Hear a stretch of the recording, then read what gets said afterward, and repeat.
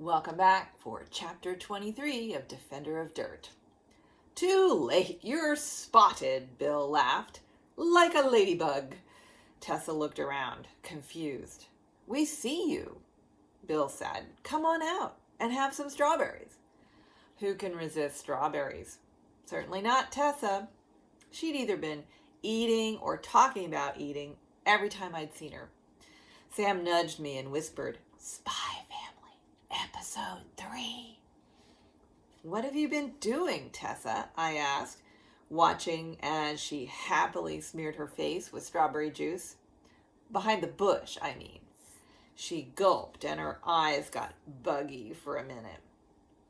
Looking for my ball, she finally answered. Find it yet? Sam asked. Nope. Can I have some of those? She asked, pointing at the deviled eggs.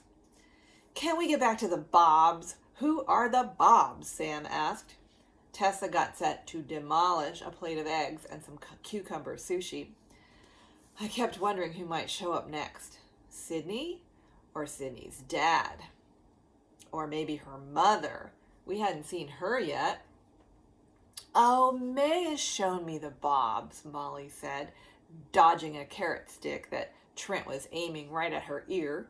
I love the Bobs. They're so little and busy and cute.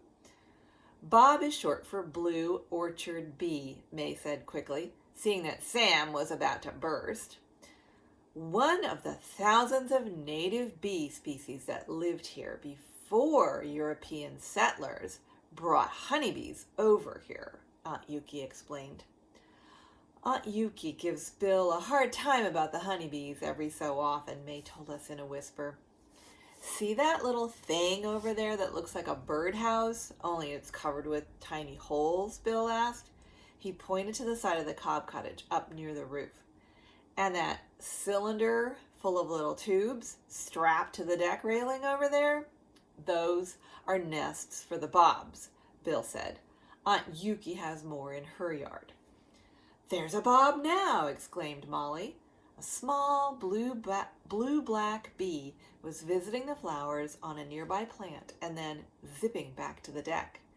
Tessa had been glued to her food until now, but Molly's excited voice must have reminded her of Sydney's warning about the bees. She jumped up with a shriek, sending her sushi flying. Aunt Yuki moves quickly. She caught Tessa in mid-bolt. No, no, my friend, do not eat and run. Since you have become our guest, stay and learn about our bees. They will not hurt you. Tessa didn't look convinced. Aunt Yuki took her hand and led her over to the nest on the railing. Sam and I followed. These bees do not sting, Aunt Yuki advised her. Tessa squirmed but didn't shriek. A couple of the tiny bees were crawling in and out of the tubes. Cool, Sam said. What do you think, Tessa? May asked. I've got to go home now, Tessa gasped. This time, no one stopped her as she scurried out of the yard. She didn't even say thanks for the food, Molly sniffed.